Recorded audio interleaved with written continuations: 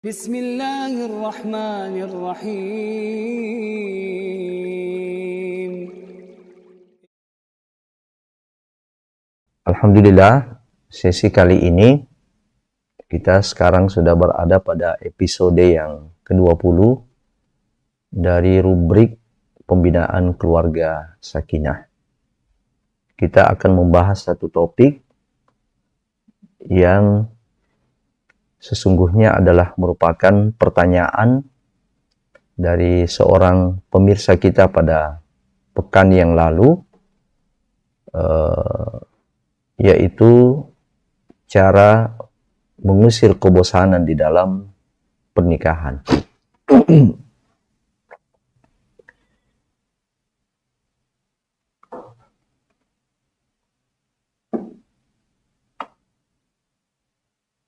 Pertanyaan,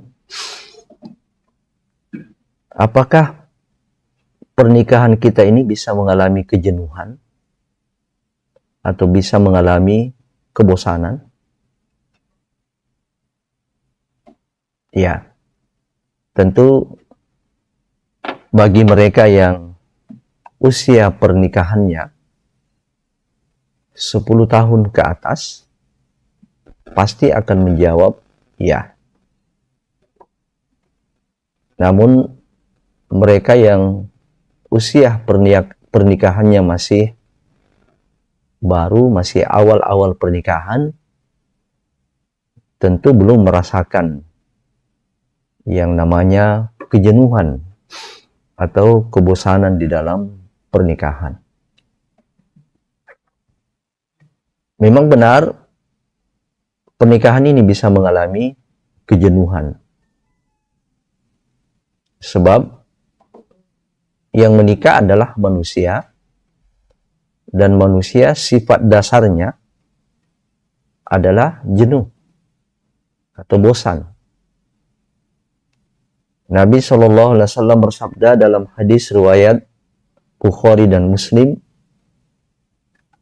"Inna Allah la yamal hatta tamallu." Sesungguhnya Allah Subhanahu wa Ta'ala tidak pernah bosan sampai kamu bosan. Ya, jadi hadis ini memberikan dua pesan penting bagi kita. Perbedaan antara pencipta Allah Subhanahu wa Ta'ala dan ciptaan manusia. Sifat Allah adalah tidak bosan. Itu adalah sifat yang mustahil bagi Allah Subhanahu wa Ta'ala. Tetapi sifat ciptaannya manusia bosan. Kalau di budaya orang Bugis ada satu pepatah mengatakan sokko namanu tapi makulik kuling nih ya bosan tonjaki. Nah, ini sudah perpaduan dua bahasa Makassar dengan Bugis. Walaupun menu daripada makanan kita setiap hari itu adalah songkolo dan ayam, tetapi menunya itu saja setiap hari itu. Setiap hari nasi kuning dengan ayam. Namun itu setiap hari monoton. Maka pasti juga kita akan mengalami kebosanan. Karena sifat mendasar manusia ini adalah bosan. Nah, itulah sebabnya kita melihat hikmah daripada syariat ini sampai kepada ibadah, sampai kepada ibadah ritual, ibadah mahdhah. Salah satu karakteristik ibadah mahdhah itu adalah ibadah yang dikerjakan rutin. Seperti sholat, puasa di bulan Ramadan, zikir, doa, membaca Al-Quran. Nah, ini semua adalah ibadah-ibadah ritual, ibadah-ibadah mahdhah. Karena manusia ini memiliki sifat kebosanan, maka pembuat syariat ini men-setting sampai kepada ibadah ritual ini juga di situ ada metode, ada cara untuk menghilangkan kebosanan itu. Ada variasi. Kita lihat jumlah rakaat sholat tiap hari itu tidak monoton. Tidak melulu 4 rakaat. Sekalipun ya dari 5 waktu sholat itu 4 diantaranya, 3 diantaranya 4 rakaat. Tapi kita lihat subuh kemudian divariasikan ada lagi 4, 2 kali, duhur dan asar, kemudian maghrib divariasikan 3 rakaat lagi, kemudian kembali ke 4. Demikian juga bacaan-bacaan di dalam sholat. Tidak hanya satu doa iftitah. Tidak hanya satu doa sujud. Tidak hanya satu doa ruku. Bahkan ada ayat-ayat Al-Quran yang kita baca sesudah surat Al-Fatihah. Ada 6.236 ayat. Silahkan dipilih salah satunya. Bukan hanya dari itu berulang-ulang terus. Ya, dari itu berulang-ulang terus. Apa tujuannya ini? Untuk menghilangkan kebosanan. Sebab adanya kebosanan di dalam beribadah itu juga akan menghilangkan kehusyuan. Jadi ada variasi. Ya. Demikian juga doa, zikir, sampai kepada puasa luar biasa. Puasa ini variatif. Ya, puasa ini bervariasi. Ada puasa wajib, ada puasa Senin Kamis, ada puasa Nabi Daud, ada puasa Ayyamul Bid, 3 hari di setiap bulan, ada puasa 6 Syawal, bervariasi. Kita bebas memilih di antaranya. Dari puasa-puasa sunat itu kita bebas memilih di antaranya. Tujuannya semua adalah untuk mengusir kebosanan. Sebab kebosanan inilah yang bisa menyebabkan hilangnya kehusyuan di dalam melakukan ibadah-ibadah tersebut. Nah, demikian juga di dalam pernikahan. Dalam pernikahan ini juga bisa timbul kebosanan. Khususnya mereka yang telah menjalani pernikahan ini minimal 10 tahun. Di situ sudah mulai muncul adanya gejala-gejala kejenuhan, adanya gejala-gejala kebosanan. Karena ada aktivitas di dalam keluarga itu yang berjalan secara rutin. Yang berjalan secara kadang-kadang monoton. Ya, jadi perjumpaan yang sering itu juga bisa menimbulkan kebosanan. Ya, jadi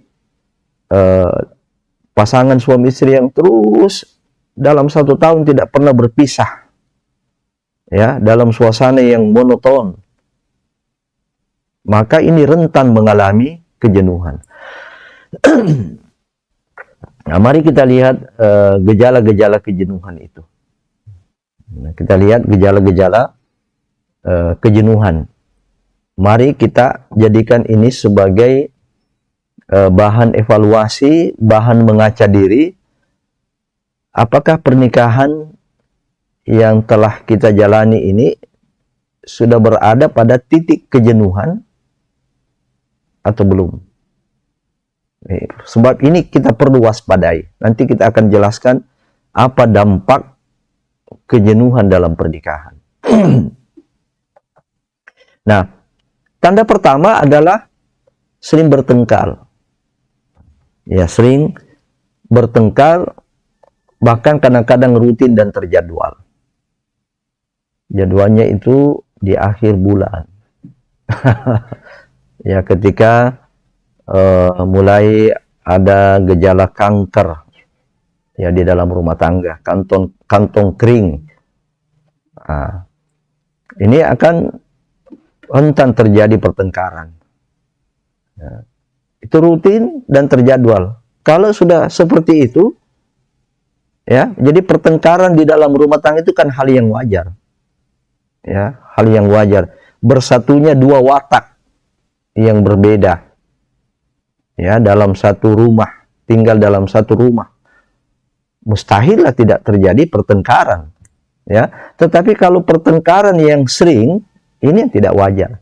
Dan inilah tanda-tanda kejenuhan di dalam, mulai adanya kejenuhan, adanya kebosanan di dalam rumah tangga. Yang kedua, munculnya sifat sensitif, mudah tersinggung dari pasangan. Ya, kadang-kadang hanya masalah kecil jadi besar. Ya, kadang-kadang bukan itu yang dimaksud, ya, tapi salah mendengar, tidak sempurna dia mendengar, maka disalahpahami. Nah, inilah yang kadang-kadang memicu pertengkaran. Yang ketiga, kita menganggap pasangan kita ini sudah berubah. Ya, kadang-kadang sampai disampaikan kepada anaknya, bapakmu itu sudah berubah. Tidak sama dulu waktu awal-awal. Ya, bapaknya bilang juga, memang ibu juga itu sudah berubah. Ya, atau mungkin secara langsung, ibu ini, Umi ini sudah berubah ya, tidak sama dulu di awal. Apa itu di awal? Ya, biasanya kalau saya pulang sholat subuh sudah ada kopi di situ, ada kue di situ. Ini apa ya? Habis sendiri. Ya, kalau kita tidak berusaha ya ngambil sendiri, harus ngambil sendiri. Kalau ditanya mana kopinya bu, mana kuenya bu, ya habis sendiri. Berubah. Ya, ketika suami mengatakan begitu kepada istrinya, kita lebih-lebih pak, kita lebih-lebih berubah abi. Ya, nah, dulu rajin sekali bonceng saya itu kalau pergi pengajian, ya antar ke pernikahan, ngantar ke keluarga, ya bapak lebih banyak berubah. Ini ya, menganggap pasangan kita ini sudah banyak berubah. Itu sudah tanda-tanda adanya kejenuhan di dalam pernikahan atau dalam berumah tangga. Nah, kita lihat yang keempat adalah ada kecenderungan memilih aktivitas sendiri-sendiri ketimbang menerima ajakan pasangan untuk pergi bersama. Ayo, Bu, kita jalan-jalan keluar ke Pantai Losari, kita nikmati di sana alam dan pisang epe. Apa kata istrinya? Pergi sendiri, Pak. Ya. Nah, atau sebaliknya juga. Awalnya dulu hampir tidak ada pernikahan, tidak ada walimah yang didatangi kecuali bersama. Nah, sekarang ini yang terjadi seiring dengan perubahan itu, suaminya bilang duluan maki. Ya, jadi itu hampir sering sekali seperti itu. Ayo Pak, kita sama-sama ke walimah. Nah, ini kan anaknya kita punya sahabat ini. Ibu pergi duluan saja. Itu ada tetangga ikut aja di situ. Itu ada teman-teman ikut aja di situ. Atau sebaliknya istrinya dia bilang pergi duluan aja, nanti saya tunggu saya punya teman-teman. Nah, jadi ada kecenderungan lebih memilih aktivitas sendiri daripada bersama-sama. Ya, memang di awal-awal itu wah luar biasa. Mau kemana diantar, mau ke sumur diantar, mau ke ini diantar, pokoknya selalu bergandengan tangan. Nah, begitu usia pernikahan sudah 10 tahun, sudah tidak ada yang begini-begini, ya. Yang ada ya masing-masing. Kemudian yang kelima adalah ini, kehangatan di atas ranjang itu sudah sangat berkurang. Ya, hubungan seksual sudah tidak dianggap sebagai hal yang menarik. Kalau awalnya bisa dosisnya 3 kali 1, ya, 3 kali 1 hari, Nah, ini untung-untung kalau 3 hari bisa 1 kali. Ya, ini ada kejenuhan. Ada kejenuhan yang seperti itu. Ya, tentu ada penyebab lain. Boleh jadi ada penyakit. Boleh jadi usia. Memang orang yang menikah di usia sudah mulai 40 tahun ke atas, ya, tentu juga akan mempengaruhi aktivitas seksual rumah tangga. Ya, tapi ini tidak. Ya, normal sebenarnya. Ya, usianya masih muda, tapi ada kejenuhan di dalam melakukan hubungan khusus suami istri. Ya, sudah tidak ada kehangatan ya di dalam melakukan hubungan. Dan ini yang berbahaya. Ini yang berbahaya. Ya, mencari yang lain.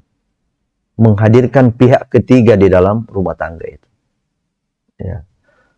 Istrinya minum pil dan suaminya minum wil. Ya, apa itu pil? Istrinya punya pria idaman lain. Ya, sedangkan suaminya punya wanita idaman lain. Ya, alias selingkuh. Nah, itu juga boleh jadi karena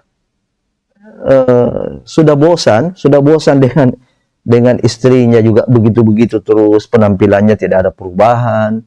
Ya, malah ada kecenderungan sudah ya tidak seperti pertama kali, ya. Akhirnya timbul kebosanan, mulai ada godaan-godaan dari luar, ya. Suami juga sudah tidak tidak rutin mengikuti pengajian atau memang tidak ada komunitas pengajiannya. Demikian juga istri yang lebih banyak mengutamakan reuninya, lebih senang ketemu dengan teman-temannya daripada pergi bersama dengan suaminya. Mulailah cinta itu bersemi kembali. Yang pernah dibangun dulu di SMP, pernah dibangun di SMA, bersemi kembali. Ya, kenapa mengasihkan itu reuni-reunian? So di situ ada ritual puji-pujian. Ya, mengingatkan kembali masa lalu, ya, yang indah. Nah, makanya nanti salah satu diantaranya mengatasi kejenuhan ini seperti itu juga. Bagaimana mengenang masa-masa indah yang lalu. Jadi dokumentasi itu penting. Ya, dokumentasi itu penting bukan untuk dipajang-pajang, ya, tetapi sebenarnya untuk menjadi kenangan, untuk mengingatkan kembali, merefresh kembali memori kenangan-kenangan yang indah, ya, yang itu insya Allah bisa berpengaruh di dalam mengusir kejenuhan di dalam berumah tangga atau dalam pernikahan. Nah, ini coba kita lihat. Ini bahaya kalau sudah sampai seperti ini. Jangan ganggu suami saya di Facebook, ya. Apalagi waspada. Ya, perselingkuhan terjadi bukan karena adanya niat pelaku, tapi terjadi karena tandanya kita masih laku. Waspadalah. Ya. Karena itu, ya, dilarang selingkuh. Ya. Nah, tapi ya ini selingkuh ini juga merupakan fenomena daripada kejenuhan di dalam berumah tangga. Apa yang akan terjadi ketika pernikahan itu mengalami kejenuhan, mengalami kebosanan? Yang pertama adalah rumah tangga tidak harmonis. Ya, sering kita jelaskan, apalagi 4-5 episode yang lalu kita membahas tentang bagaimana cara membangun keluarga yang harmonis. Nah, penyebab hilangnya keharmonisan di dalam rumah tangga ini adalah kejenuhan, adanya kebosanan. Ya, sehingga perbedaan-perbedaan itu makin membesar. Ya, memang kita dipasangkan, diciptakan oleh Allah Subhanahu wa taala memang berbeda. Kemudian Allah pasangkan di bawah ikatan ijab qabul, ikatan pernikahan. Nah, karena adanya kejenuhan, perbedaan-perbedaan ini makin membesar. Yang tadinya ketika dalam kondisi normal, perbedaan-perbedaan itu tidak nampak, tapi perbedaan-perbedaan itu menjadi sesuatu berpadu, menjadi sesuatu yang harmonis, sesuatu yang membahagiakan. Kekurangan masing-masing bisa ditutupi dengan kelebihan masing-masing. Tapi karena timbul kejenuhan, adanya kejenuhan di dalam rumah tangga, maka rumah tangga ini tidak harmonis. Ya, tidak harmonis lagi. Ya. Dan ini yang paling berbahaya. Dampak yang paling berbahaya adalah perceraian. Ini ada yang terbit suratnya, ada yang tidak. Nah, ini pecah. Tadinya menyatu. Ini kita lihat gambar ini. Tadinya ini kan menyatu. Mestinya menyatu ini ya. Buku nikah istri dan buku nikah suami. Tapi ini pecah. Nah, perceraian. Jadi sudah tidak berguna ini buku. Buku nikah ini sudah tidak berguna. Ya. Nah, ini yang berbahaya. Apa dampak yang bisa terjadi ketika perceraian? Waliyadzubillah. Summa na'udzubillah. Ya. Mari kita berlindung pada Allah Subhanahu wa taala dari perceraian atau hancurnya rumah tangga kita. Nah, so kenapa? Itu akan membawa berbagai dampak. Di antaranya adalah dampak psikologis. Rumah tangga, keluarga, pasangan yang kita harapkan memberikan ketenangan batin di dalam jiwa kita, itu ketika bercerai sudah orang kalut. Kalau orang tidak memiliki, seseorang yang tidak memiliki iman, dia bisa bunuh diri. Ya. Nah, yang kedua apa? Itu gangguan pada tarbiyah anak, gangguan pada pendidikan anak. Sebab umumnya orang bercerai itu diawali dengan pertengkaran. Dan pertengkaran ini itu lebih banyak disaksikan oleh anak-anak kita. Kita sudah tidak bisa lagi menguasai diri, mengontrol diri, sehingga pertengkaran itu pun kita pertontonkan di depan anak-anak kita. Ini merusak pembinaan tarbiyah daripada anak kita, merusak pembinaan kepribadian, pembentukan kepribadian anak-anak kita. Saya sering menyebutkan di sini bahwa kebahagiaan anak itu ditentukan oleh kebahagiaan ibu. Ibu itu ibarat gardu. Ibu itu adalah ibarat gardu kebahagiaan anak. Anak akan bahagia kalau ibunya bahagia. Ya, tetapi anak tidak akan bahagia kalau ibunya juga tidak bahagia. Nah, kemudian problema-problema rumah tangga yang terjadi itu juga umumnya turunan. Dia umumnya turunan daripada orang tuanya dulu. Salah satunya apakah pihak istrinya yang keluarganya dulu, bapak ibunya dulu seperti itu. Ya. Ataukah dari pihak suaminya, ya, sering dia menyaksikan dulu ayahnya memukul istrinya. Itu juga yang dilakukan oleh anaknya. Ya.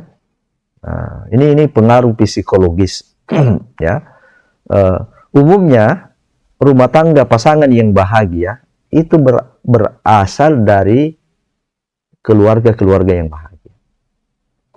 Maka ini tips juga kalau kita ingin membahagiakan anak-anak kita dalam rumah tangga, pilihkan anak kita itu pasangan yang kita tahu track record daripada keluarganya. Sedapat mungkin kalau kita bisa menemukan pasangan anak kita itu dari keluarga yang tidak bermasalah keluarganya. Sebab itu akan turun itu dampak psikologis itu akan berpengaruh. Ya, kecuali beberapa orang yang dirahmati oleh Allah Subhanahu wa taala, mungkin karena tarbiyah yang baik, pembinaan keagamaan yang baik, sehingga itu hilang, ya, bayang-bayang kondisi rumah tangga yang lalu itu tidak kemudian hadir pada rumah tangganya. Dan ini juga kehilangan wibawa. Ada orang di luar selalu dipanggil prof, tetapi di dalam rumah tangga tidak ada itu kata prof. Ya, ada di luar dipanggil Pak, ya, dihargai, ya, tetapi di dalam rumah tangga kehilangan wibawa. Dan bahayanya juga kalau terjadi perceraian, ini juga berdampak kepada pihak eksternal, orang-orang di luar kita ini. Ya, orang-orang di luar kita, apalagi sampai kemudian mereka mendengar aib-aib kita. Itulah sebabnya Islam sangat mengharamkan itu aib, menceritakan aibnya orang, menggibah orang. Sebab kalau aib-aibnya orang ketahuan, itu orang tidak melihat lagi apa statusnya, tidak melihat lagi status pendidikannya, tidak melihat lagi status sosialnya, tidak melihat lagi status ekonominya. Ya, nah, akhirnya hilang kewibawaan. Hilang kewibawaan. Ini dampak-dampak daripada pernikahan yang mengalami kejenuhan. Ya, karena itu kita harus mencari solusi. Ya, kita harus menemukan solusi agar kejenuhan di dalam pernikahan, kejenuhan di dalam rumah tangga ini kita bisa antisipasi. Ya, memang tidak ada orang yang terbebas dari kejenuhan ini, sebab itu adalah sifat dasar daripada manusia. Ya, tapi jangan sampai kejenuhan dalam berumah tangga, kejenuhan dalam pernikahan itu berlarut-larut. Ya, sudah mulai muncul tanda-tanda kejenuhan. Bahkan ada yang sampai menyebutkan ada 10 tanda-tanda kejenuhan dalam berumah tangga. Ya.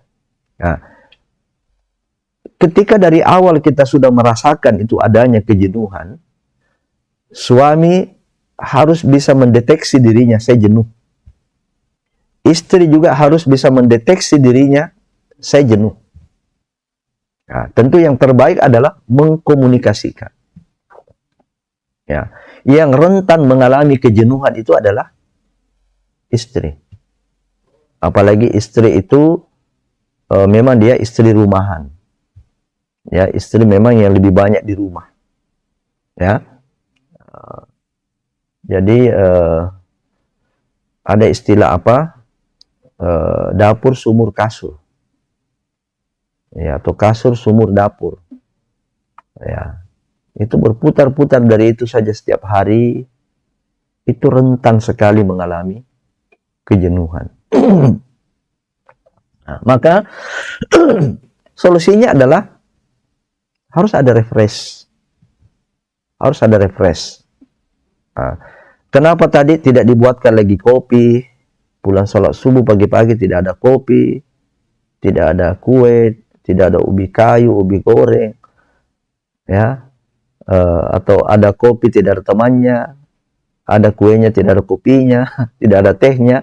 Ini, ya, harus ada refresh. Ya, istilah saya menggunakan istilah refresh ini istilah yang banyak digunakan di apa? Kalau komputer, ya, laptop, PC, ya. Hampir semuanya orang yang menyalakan laptopnya itu yang sudah terbiasa langsung refresh, klik kanan, refresh. Apa tujuannya? Supaya kinerja daripada laptopnya itu, komputernya itu bisa berjalan baik. Ya, lamban kan? Ya, lamban. Itu tadi yang menyebabkan. Kenapa lamban? Ada seorang istri lamban disuruh. Wah, dulu cepatnya. Waktu awal-awal cepat. Apakah? Cepat sekali. Ini sudah mulai lamban. Bahkan kadang-kadang ambil sendiri. Itu tuh ada di situ. Itu yang parah lagi karena umumnya kita laki-laki kalau ditunjukkan itu tidak bisa menemukan. Sulit menemukan sesuatu yang menunjukkan. Dekat itu. Ya, ditunjuk. Mana itu anunya, Pak? Ada itu dekat. Itu di sampingnya itu. Sudah di depan matanya dia tidak lihat. Nah, ini kadang-kadang dari hal sepele begini bisa terjadi pertengkaran. Maka harus ada refresh, ada penyegaran. pernikahan kita ini harus disegarkan. Ya, itu tadi usia 10 tahun itu standar. Boleh jadi ada yang mengalami kejenuhan di usia pernikahan 5 tahun. Ya, kenapa? Kalau pernikahannya itu monoton, tidak ada variasi-variasi di dalam kehidupan berumah tangga. Maka apa refreshnya? Bagaimana cara kita menyegarkan keluarga yang mengalami tanda-tanda kebosanan dan kejenuhan ini? Pertama adalah budayakan suasana romantis. Budayakan suasana romantis di dalam pernikahan kita, pada pasangan kita. Apa itu romantis? Adanya kemesraan, adanya hal-hal yang mengasyikkan, ya, di antara dua pasangan ini. Mari kita mencontoh Rasulullah Shallallahu Alaihi Wasallam, ya, sebagai kudua kita dalam pribadi, termasuk dalam berumah tangga. Ya, di sini ada 6 yang saya sebutkan ini. Bagaimana caranya Nabi merefresh pernikahannya, merefresh keluarganya, termasuk merefresh dirinya sendiri. Ya, yang banyak bertemu dengan masalah-masalah umat. Nah, yang pertama, khusus sebagai istrinya, beliau memuji dan memanggil dengan kata-kata mesra. Oh, ini yang kedua ini ya. Berarti ada 7 nanti. Nah, ini yang kedua ini. Nah, jadi pertama memuji dan memanggil dengan kata-kata yang mesra, romantis. Humairah, Aish, ya, memuji dan memanggil istri dengan panggilan-panggilan yang mesra, panggilan-panggilan yang romantis. Nah, apa-apa, kita ini mungkin terbiasa memanggil sayang, memanggil ade, ada mungkin yang memanggil my love, ya, habibi, bagus itu. Bagi yang tidak terbiasa, mari berlatih. Kebiasaan itu kan bisa muncul kalau kita latih terbiasa. Dulu kita tidak biasa pakai masker, tidak biasa pakai masker, tapi karena ini biasa, ini sudah ibarat helm ya. Kalau kita keluar naik motor, ya, kepala kita ini tidak ada helm, itu sudah ada kelainan kita rasa pada diri kita. Sama dengan masker. Jadi sesuatu yang tidak biasa, caranya membiasakan adalah berlatih. Berlatih. Ya, kita panggil sayang, kita panggil my love, kita panggil habibi, ya, atau mungkin kita panggil dinda, ya, kita puji, tidak biasa, kita tidak terbiasa memuji, kita puji, biasa satu kata aja, enak, manis, ya, jangan yang selalu keluar pahit, ya, terlalu banyak garam, itu, apa bedanya itu? Apa bedanya, kan satu kata aja itu ya. Jadi perlu dibiasakan. Ya, Nabi SAW mencontohkan tidak seperti itu. Yang kedua, tidur dalam satu selimut. Ya, jadi rumusnya kalau orang tidur romantis itu begini. Ya, begini. Ya, malah begini. Tidur. Jangan begini. Ya, jangan posisinya begini. Ini sudah tanda-tanda kejenuhan ini. Malah kadang-kadang begini. Malah kadang-kadang begini. Nabi tidur dalam satu selimut. Ya. Bahkan kadang-kadang istrinya haid pun tidur dalam satu selimut karena tidak dilarang. Ya, kalau haid yang dilarang disentuh kan yang itu. Ya, yang haid itu. Yang mengeluarkan darah itu yang dilarang disentuh. Yang lainnya boleh. Nah, itu ya. Nah, kemudian mandi bersama. Ya, ini Masya Allah, ini Rasul, ini Nabi ya, kadang-kadang mandi bersama. Nah, pertanyaannya, pernahkah kita mempraktikkan ini sunnah Rasul ini, mandi bersama?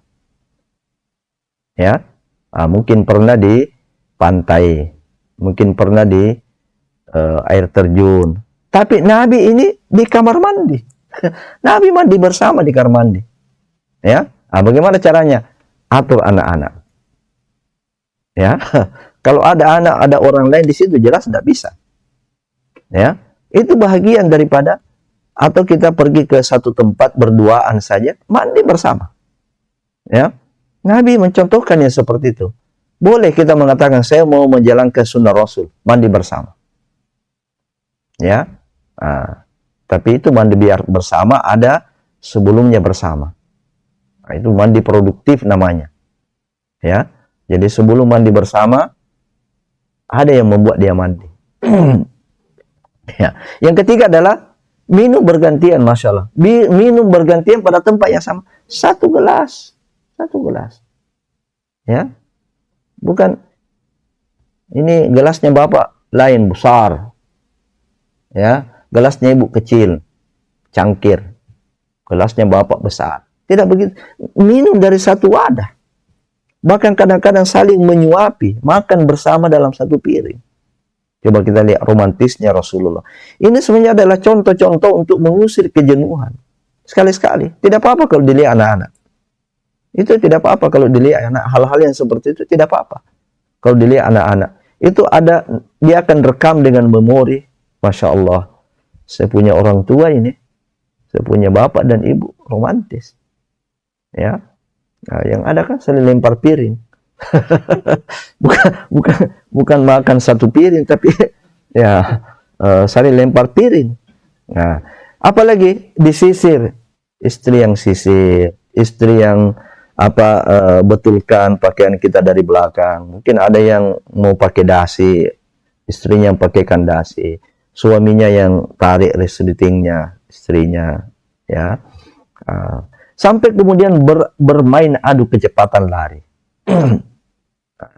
Maka memang terjadi konflik di dalam rumah tangga Rasulullah SAW, tapi itu bisa diatasi.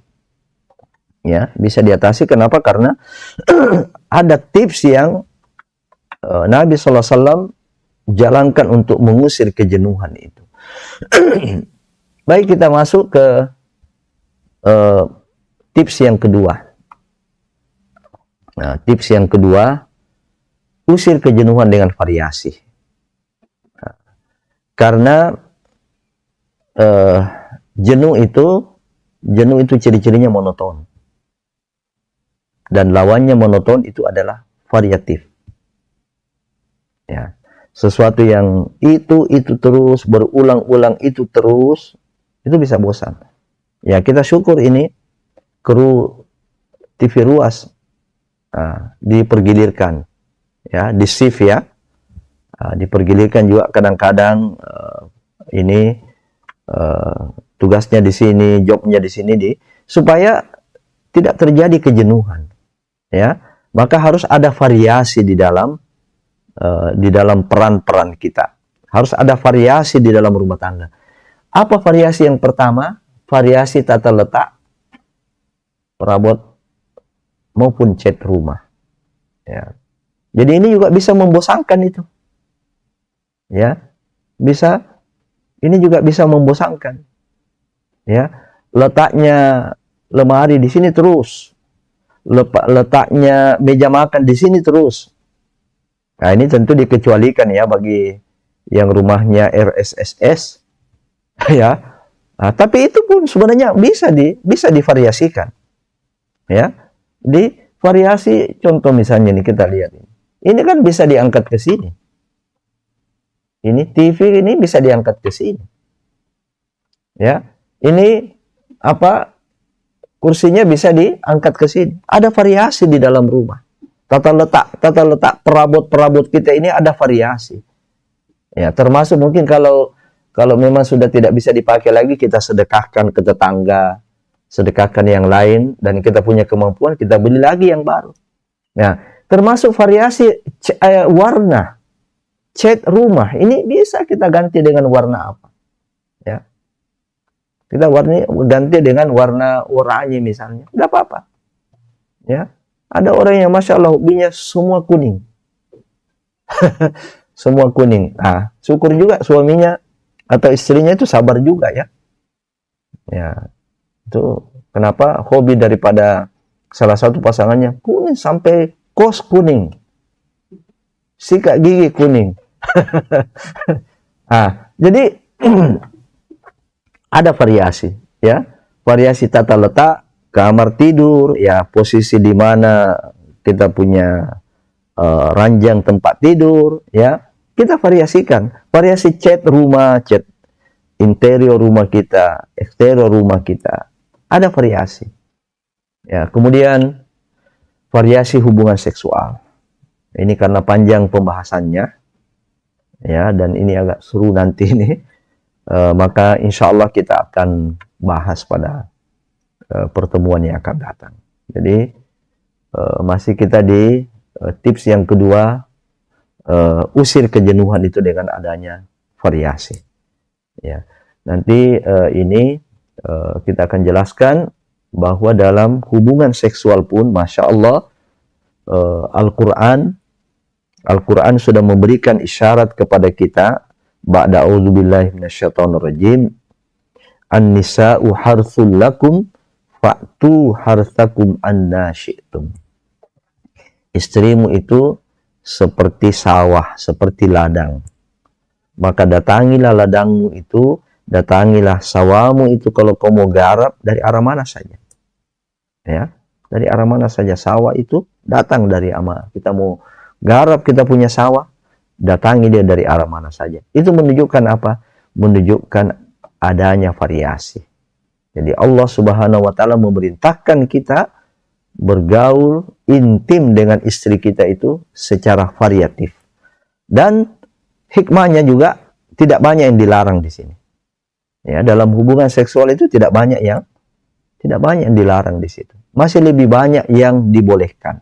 Nah, karena banyak yang dibolehkan itu, ya, nanti kita akan bahas khusus pada sesi pertemuan yang akan datang. Kita akan masuk pada tanya jawab dari pemirsa kita yang punya pertanyaan. Dipersilakan untuk sampai sekarang berapa pertanyaannya?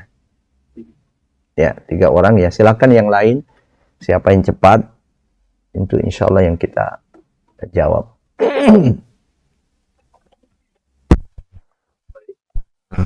Alhamdulillah Ustaz, insyaallah. Sekarang kita masuk sesi tanya jawab. Pertanyaan pertama dari Ibu Fatmah, Jawa Tengah. Afwan Ustaz, apakah diperbolehkan jika suami dan istri tidur terpisah dalam satu rumah Ustaz? Karena masing-masing ridho Ustaz. Nah. Ya. Kalau ditanya hukumnya boleh tidak boleh, ya boleh saja. Ya, boleh saja, tetapi ini tidak, apa istilahnya, tidak selayaknya. Tidak selayaknya pasangan yang dalam kondisi hubungan yang normal itu pisah ranjang.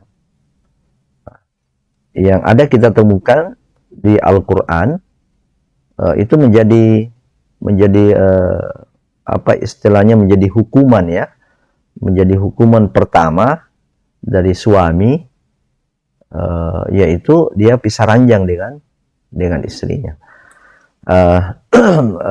Kalau saya menyarankan, kalaupun sudah ridho seperti itu, sudah ridho, dan ya kecuali kalau ada memang sebab-sebab khusus, ya, ada penyakit atau ada apa, itu pun kalau penyakit itu tidak sampai menular, ya, itu tetap sama-sama. Jadi ini kurang positif kalau kita punya anak-anak, ya, kurang positif kalau kita punya anak-anak. Kenapa kita tidak mencontohkan, memberikan contoh keteladanan kepadanya bahwa kita ini rukun, kita ini menyatu, kita saling mencintai. Ya, saling mencintai itu kan juga salah satu ciri-cirinya adalah selalu bersama, kan? Ya, jadi sehidup semati itu, ya. Jadi walaupun sudah tua, gimana kita mencontohkan itu kebersamaan, sehidup semati, ya, kebersamaan dengan pasangan kita. Nah, mari dirubah itu kebiasaan yang saya kira tidak positif, ya, walaupun sama ridho, ya, itu mari coba kita rubah, ya, itu tadi sesuatu yang menjadi kebiasaan itu bisa dirubah kalau kita biasakan, kita berlatih membiasakan diri dari tadinya terpisah, terus mari kita bersama. Wallahu alam ya. Baik Ustaz, pertanyaan berikutnya dari Ibu Triana Lestari. Afwan Ustaz, apakah benar bahwa bagi laki-laki ada puber kedua Ustaz? Nah, Ya. Wallahu alam itu mungkin istilah ya psikologis, tetapi dari yang kita jelaskan tadi itu, puber itu sebenarnya adalah tanda-tanda kejenuhan. Ya, puber itu adalah tanda-tanda kejenuhan dari orang suami. Nah, karena itu tanda-tanda ini harus pandai dibaca oleh istri. Kalau suaminya mengalami yang seperti itu harus pandai dibaca. Karena ada prinsip begini. Seorang suami itu mengatakan, untuk apa saya cari di luar kalau memang yang ada dalam rumah sudah cukup. Ya. Jadi contoh misalnya, untuk apa makan di luar kalau memang makan di dalam rumah enak. Ya. Orang cenderung makan di luar. Kita tidak mengatakan semua orang yang suka makan di luar itu masakan istrinya tidak enak. Ya. Tapi salah satu sebab diantaranya, suami suka makan di luar itu memang mungkin masakan istri kurang enak. Ya. Jadi kita harus juga melakukan evaluasi. Ya.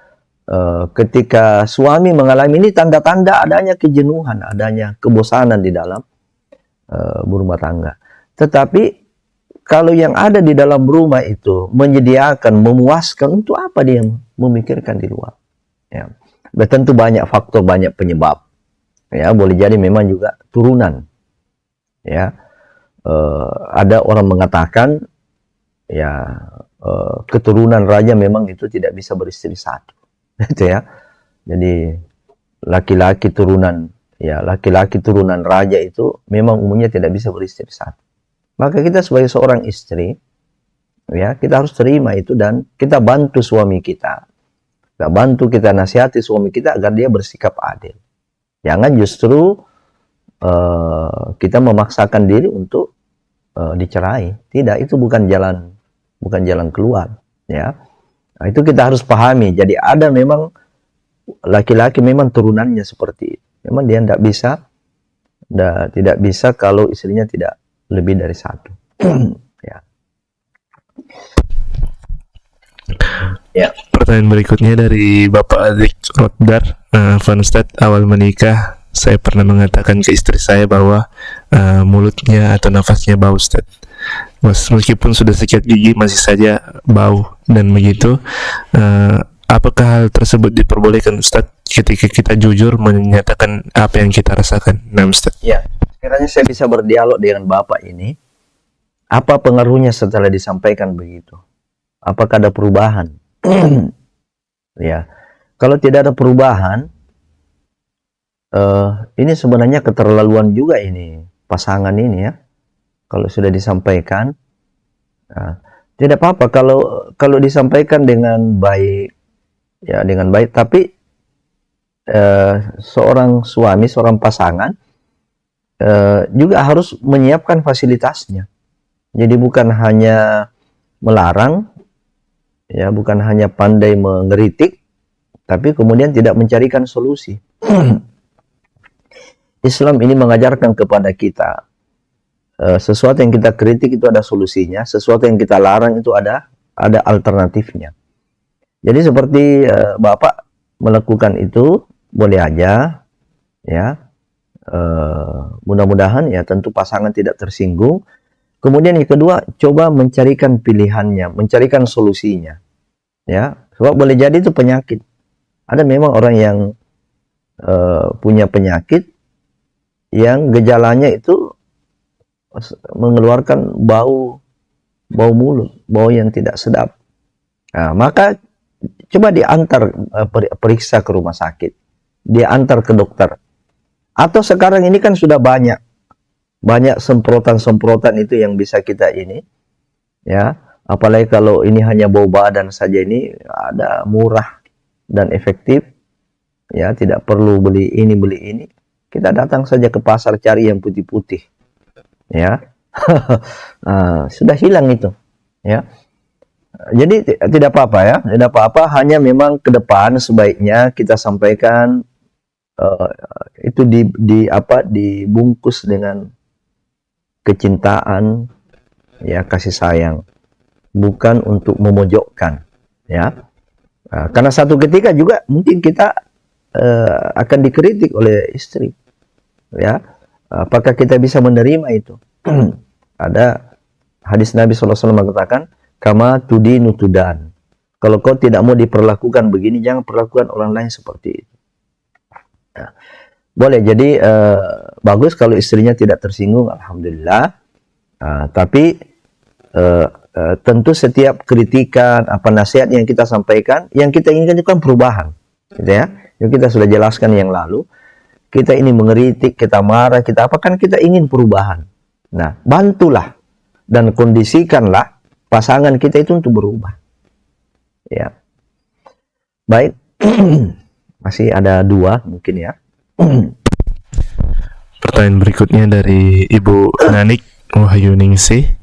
Afwan Ustadz, bagaimana caranya menghadapi suami yang suka bohong Ustadz dan kemungkinan selingkuh? Apakah hal tersebut bisa menjadi syarat istri mengajukan cerai Ustadz? Nah. Iya. Jadi dibutuhkan di sini ada keterus-terangan. Seorang istri bagaimana mengkondisikan suami itu terus terang. Ya, sebab memang Allah memberikan fitrah kepada seorang istri itu dia punya kepekaan itu yang luar biasa mendeteksi suaminya. Ya. Kadang-kadang ada kayak insting gitu ya. Insting, memang wanita ini otaknya itu diberikan otak yang kemudian pengaruhnya itu bisa melahirkan insting yang lebih kuat dibanding dengan laki-laki. Dia bisa baca itu. Pergerakan-pergerakan suaminya dia bisa baca. Adanya kelainan-kelainan di dalam hubungannya selama ini itu dia bisa baca itu. Ya. Maka kalau ada yang seperti ini diajak, coba komunikasi, buka komunikasi, dan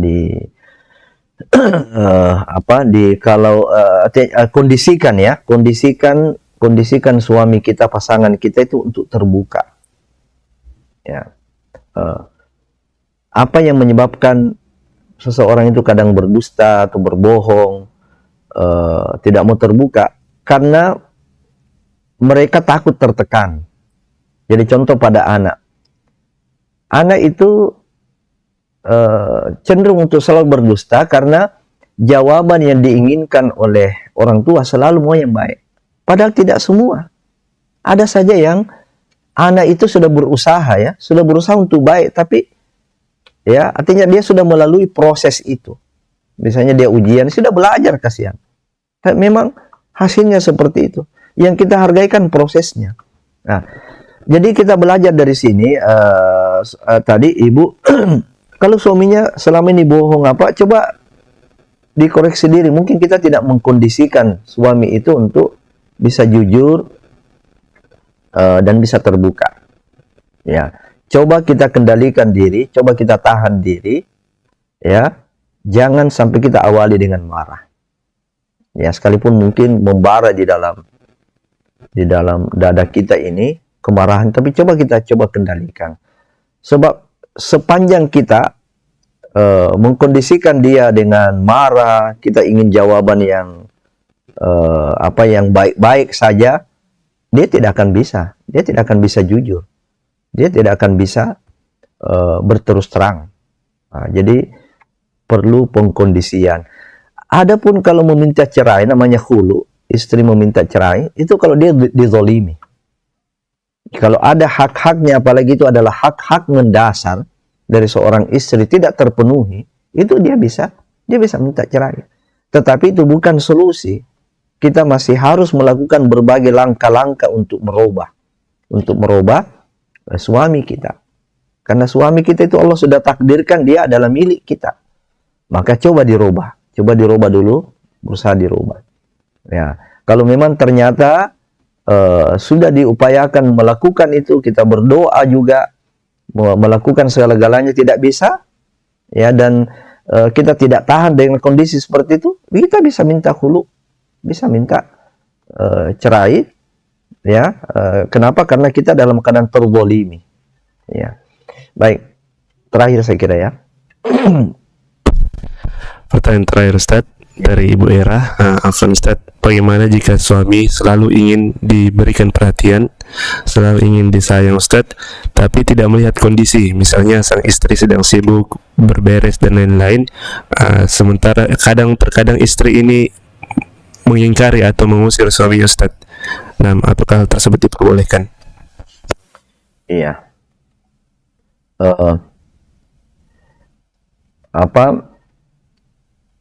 Harus kita berikan jaminan dalam kondisi-kondisi yang memungkinkan perhatian itu ada. Ya, perhatian itu ada sehingga suami ini menyadari bahwa memang dia diberi perhatian. Nah, boleh jadi suami ini minta perhatian pada kondisi-kondisi yang tidak memungkinkan, itu sebagai wujud kekesalan. Itu kan ada namanya demo. Demo itu kan apa? Demonstrasi, unjuk rasa, menunjukkan unek-uneknya di hadapan orang lain. Karena tidak bisa secara persuasif, ya, tidak bisa secara persuasif menyampaikan dan diterima, mau didengar, maka terjadi unjuk rasa. Ya, jadi itu sebagai bentuk pelampiasan, boleh jadi itu adalah bentuk pelampiasan pada kondisi-kondisi yang normal tidak diperhatikan. Ya. Itu pertama, kita evaluasi diri dulu, apa betul dalam kondisi-kondisi yang memungkinkan dan kondisi-kondisi yang normal kita berikan perhatian. Ingat, memang surganya seorang istri itu adalah pada suami.